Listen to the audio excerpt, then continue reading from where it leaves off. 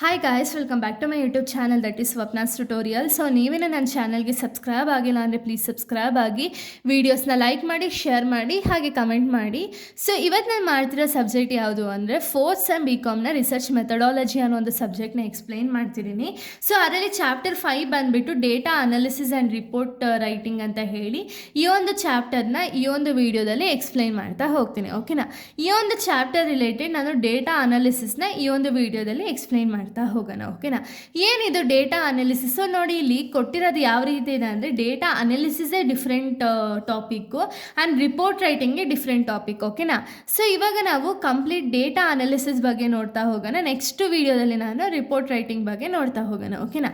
So ನೋಡಿ, data analysis ಅಂದರೆ ಏನು ಅಂದರೆ it is a process of examining, organising, interpreting collected data to draw the meaningful conclusion and support the research objective. ಅಂದರೆ ಏನು?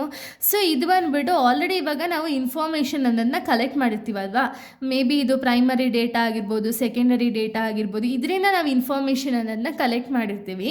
ಈ ಇನ್ಫಾರ್ಮೇಷನ್ನ ನಾವೇನು ಮಾಡ್ತೀವಿ ಅಂದರೆ ನೀಟಾಗಿ ಆರ್ಗನೈಸ್ ಮಾಡಿ, ಇಂಟರ್ಪ್ರಿಟ್ ಮಾಡಿಬಿಟ್ಟು, ಹಾಗೆ ಒಂದು ಕನ್ಕ್ಲೂಷನ್, ಮೀನಿಂಗ್ಫುಲ್ಲಾಗಿ ಒಂದು ಕನ್ಕ್ಲೂಷನ್ ಅನ್ನೋದನ್ನ ಡ್ರಾ ಮಾಡಬೇಕು ಅನ್ನೋ ರೀಸನಿಂದ ನೀಟಾಗಿ ಡೇಟಾ ಅನ್ನೋದನ್ನ ನೀಟಾಗಿ ಸಿಸ್ಟಮ್ಯಾಟಿಕ್ ವೇಯಲ್ಲಿ ನಾವು ಅರೇಂಜ್ ಅನ್ನೋದನ್ನ ಮಾಡ್ತೀವಿ. ಓಕೆನಾ? ಅದನ್ನು ನಾವು ಡೇಟಾ ಅನಾಲಿಸಿಸ್ ಅಂತ ಹೇಳಿ ಕರಿತೀವಿ. ಯಾಕೆ?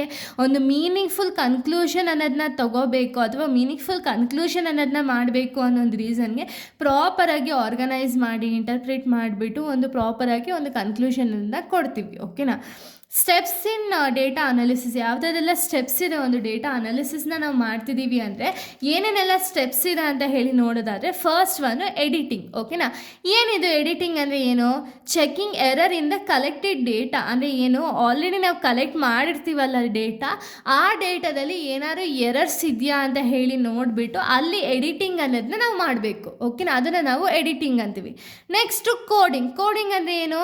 Assigning symbols or numbers to response for easy processing. ಅಂದರೆ ಏನು? ಇವಾಗ ಏನಾದ್ರು ಎರರ್ಸ್ ಇತ್ತು ಅಂದರೆ ಏನು ಎಡಿಟಿಂಗ್ ಮಾಡ್ತೀವಲ್ಲ, ಎಡಿಟಿಂಗ್ ಆದಮೇಲೆ ನೆಕ್ಸ್ಟ್ ಸ್ಟೆಪ್ಪೇ ಕೋಡಿಂಗ್ ಅನ್ನೋದನ್ನ ಮಾಡ್ತೀವಿ. ಓಕೆನಾ? ಸೊ ಕೋಡಿಂಗ್ ಮಾಡೋದ್ರಿಂದ ಏನು ಆಗುತ್ತೆ ಅಂದರೆ ಈಸಿಯಾಗಿ ಪ್ರೊಸೆಸಿಂಗ್ ಅನ್ನೋದನ್ನ ಮಾಡಬೇಕಾದ್ರೆ ಕೋಡಿಂಗ್ ತುಂಬ ಹೆಲ್ಪ್ ಅನ್ನೋದನ್ನ ಮಾಡುತ್ತೆ. ಓಕೆನಾ? Next classification. ಕ್ಲಾಸಿಫಿಕೇಷನ್ ಅಂದರೆ ಏನು? ಗ್ರೂಪಿಂಗ್ ದ ಡೇಟಾನ ನಾವು ಗ್ರೂಪ್ ಅನ್ನೋದನ್ನ ಮಾಡ್ತೀವಿ. ನಮಗೆ ಇವಾಗ ಎಷ್ಟು ಇಂಟರ್ವ್ಯೂಸಿಂದ ಏನೇನೆಲ್ಲ ಡೇಟಾಸ್ ಅಂದರೆ ಪ್ರೈಮರಿ, ಸೆಕೆಂಡರಿ ಡೇಟಾ ಅಲ್ವಾ. ಈ ಡೇಟಾದಲ್ಲಿ ನಾವು ಪ್ರೈಮರಿಯಿಂದ ಏನೇನೆಲ್ಲ ಮೆಥಡ್ಸ್ನ ಕಲೆಕ್ಟ್ ಮಾಡಿದ್ದೀವಿ, ಸೆಕೆಂಡರಿಯಿಂದ ಯಾವ್ಯಾವ ರೀತಿ ಮೆಥಡ್ಸ್ನ ಯೂಸ್ ಮಾಡಿ ಇನ್ಫಾರ್ಮೇಷನ್ನ ಕಲೆಕ್ಟ್ ಮಾಡಿರ್ತೀವಿ, ಆ ರೀತಿ ಗ್ರೂಪ್ ಮಾಡ್ತಾ ಹೋಗ್ತೀವಿ. ಓಕೆನಾ? ಗ್ರೂಪ್ ಮಾಡಿದ್ಮೇಲೆ ಟೇಬುಲೇಷನ್. ಟೇಬುಲೇಷನ್ ಅಂದರೆ ಏನೋ ರೋಸ್ ಆ್ಯಂಡ್ ಕಾಲಮ್ಸು.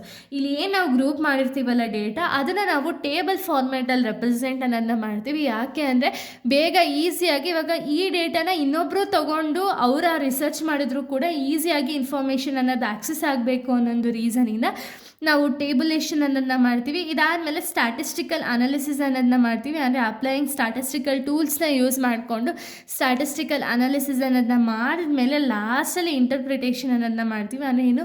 ಪ್ರಾಪರಾಗಿ ಕನ್ಕ್ಲೂಷನ್ ಅನ್ನೋದು ನಾವು ಏನು ಫೈಂಡ್ ಔಟ್ ಮಾಡಿದ್ದೀವಿ, ಇನ್ನೇನು ಫೈಂಡ್ ಔಟ್ ಮಾಡೋ ಅವಶ್ಯಕತೆ ಇದೆ ಅಂತ ಹೇಳಿ ನೀಟಾಗಿ ಕನ್ಕ್ಲೂಷನ್ ಅನ್ನೋದನ್ನ ಕೊಟ್ಟರೆ ಅದನ್ನು ನಾವು ಇಂಟರ್ಪ್ರಿಟೇಷನ್ ಅಂತ ಹೇಳಿ ಕರಿತೀವಿ. ಓಕೆನಾ? ಇಷ್ಟು ಕೂಡ ಒಂದು ಡೇಟಾ ಅನಾಲಿಸಿಸ್ ರಿಲೇಟೆಡ್ ಆಗಿದೆ. ಇದು meaning and steps in data analysis ಆಗಿದೆ. ಇನ್ನು ನೆಕ್ಸ್ಟ್ ವೀಡಿಯೋದಲ್ಲಿ ನಾನು ಬೇರೆ ಒಂದು ಟಾಪಿಕ್ನ ಎಕ್ಸ್ಪ್ಲೈನ್ ಮಾಡ್ತೀನಿ. So thank you guys, thanks for watching.